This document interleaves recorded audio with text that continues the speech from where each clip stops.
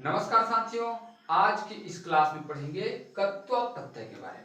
कत्व प्रत्यय का प्रयोग किस अर्थ में किया जाता है, अर्थात कत्व का अर्थ क्या होता है, कत्व का प्रयोग किसके साथ होता है और कत्व का क्या चीज जुड़ता है, इसके बारे में बारी बारी से उदाहरण के साथ इस वीडियो में जानेंगे। इसलिए आप वीडियो को अंत तक जरूर देखिएगा, क्योंकि ऐसे ऐसे मैं शब्द बताऊंगा जिसमें जो कत्व है उसका थोड़ा सा रूप भी परिवर्तन हो जाता है। इसलिए आप वीडियो को अंत तक जरूर देखिएगा।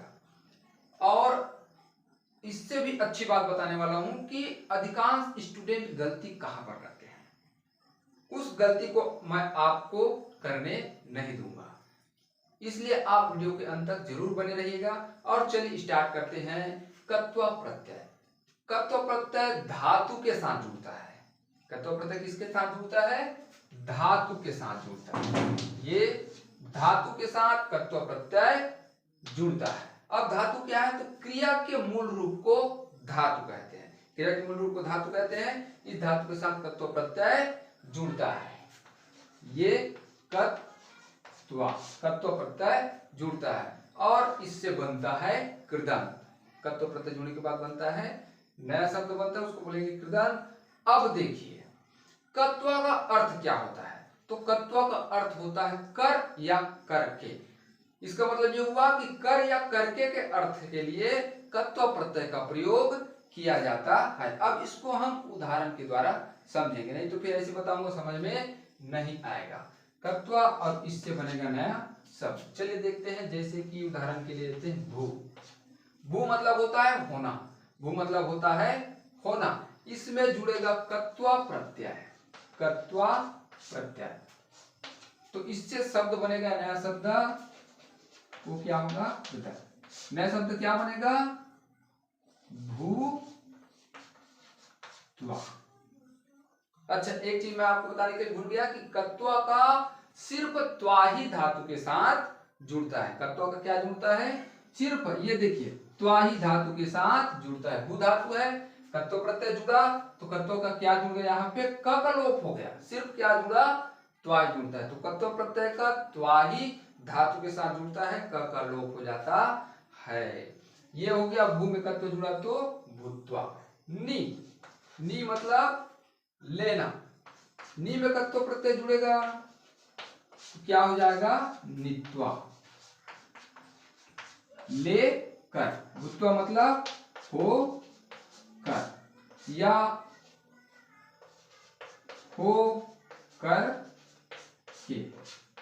कत्व का अर्थ होता है कर या करके। नित्वा लेकर या लेकर के।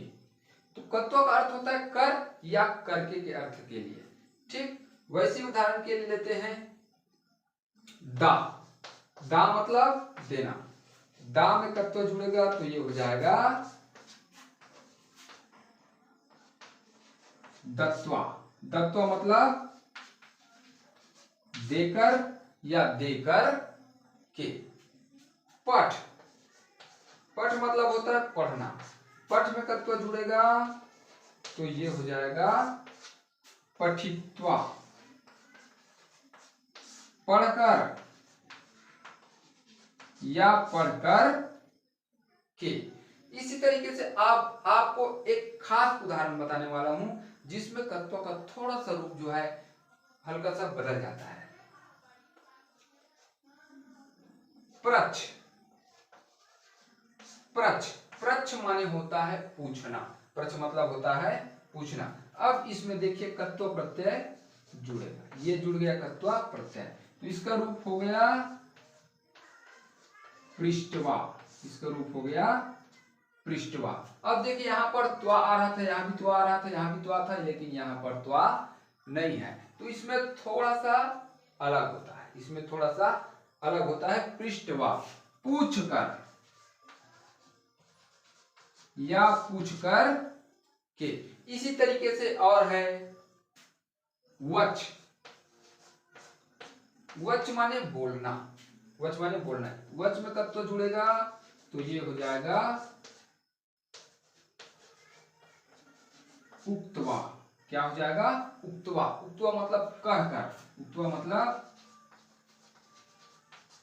कहकर। एक और उदाहरण है तज। तज माने होता है त्यागना। इस त्यज में कत्व प्रत्यय जुड़ेगा तो इसका रूप हो जाएगा, मतलब इससे बनने वाला कृदंत हो जाएगा त्यक्त्वा। त्यक्त्वा, त्याग कर, त्याग कर या त्याग कर के। लिख, लिख में कत्व जुड़ेगा तो क्या हो जाएगा? लिखित्वा। लिख में कत्व प्रत्यय जुड़ेगा तो क्या हो जाएगा? लिखित्वा। लिख कर, लिख कर या लिख कर के। इसी तरीके से आप और भी बहुत सारे उदाहरण देख सकते हैं। पिब, पिब माने होता है पीना, तो पिबित्वा हो जाएगा। चल माने चलना, चलित्वा हो जाएगा। हंस, हंस माने हंसना, हंस में कत्व प्रत्यय जुड़ेगा तो क्या हो जाएगा? हंसित्वा हो जाएगा। तो अभी मैंने लास्ट में जितना भी बताया उसको आप कमेंट करके कमेंट बॉक्स में बताना हंस का रूप कैसे चलेगा। मतलब हंस में कत्व प्रत्यय जुड़ने से नए कृदंत क्या बनेगा? चल में कत्व प्रत्यय जुड़ने से नए कृदंत क्या बनेगा? ठीक। पिब में कत्व प्रत्यय जुड़ने से नए कृदंत क्या बनेगा? इन सबको आप कमेंट बॉक्स में बताइए। और आपको अब स्पेशल टिप्स बताने वाला हूं कि अधिकांश बच्चे गलती कहां पर करते हैं। कत्व प्रत्यय जोड़ तो लेते हैं, बना लेते हैं, कृदंत बन जाता है। या देखो प्रश्न दो तरीके का पूछा जाता है, या तो धातु से प्रत्यय अलग कीजिए, या तो जो प्रत्यय दिया रहेगा धातु दिया रहेगा उसमें प्रत्यय जोड़िए। धातु से प्रत्यय अलग कीजिए या प्रत्यय जोड़िए। इस तरीके से दो तरीके का सवाल पूछा जाता है। तो जो जोड़ना वाला होता है, जोड़ने वाला होता है उसमें तो सही सही बना लेंगे, उसमें भी कई बार गलती कर लेते हैं। और अलग करने वाले तुम में तो अधिकांशतः गलती करते ही है। तो मैं बता रहा हूं कि आपको ये गलती दोहराना नहीं है, ये गलती करना नहीं है। गलती कहां पे होता है? गलती कहां पे होता है? तो ये कत्वा में होता है। कत्वा का क्या जुड़ता है धातु के साथ? तो सिर्फ त्वा ही धातु के साथ जुड़ता है, क का लोप हो जाता है। और अधिकांश बच्चे जब इसको धातु से प्रत्यय अलग करते हैं, धातु से प्रत्यय अलग करते हैं तो क्या करते हैं? भू और त्वा करते हैं। कैसे करते हैं? देखिए यहां पर बता देता हूं। भू करेंगे और इसको त्वा कर देता है। तो आपको ये गलती नहीं करना है। भू है और प्रत्यय का नाम यहाँ पे लिखना है, तो प्रत्यय का पूरा पूरा नाम लिखना है। कौन सा प्रत्यय है? कत्वा प्रत्यय। तो यहाँ पे क्या लिखना है? कत्वा लिखना है, ना कि उसका जुड़ने वाला शब्द को लिखना है। उस प्रत्यय के नाम को पूरा पूरा लिखना है, चाहे वो कोई भी प्रत्यय हो, चाहे कत्व प्रत्यय हो, लेप प्रत्यय हो, तुमुल प्रत्यय हो, कथ हो, कत हो, तो जो भी प्रत्यय हो उस प्रत्यय के जुड़ने वाले शब्द को नहीं लिखते हैं। उसके बदले में क्या लिखते हैं? उस प्रत्यय के नाम को पूरा पूरा लिखते हैं। बुधन कत्वा ऐसे लिखेंगे।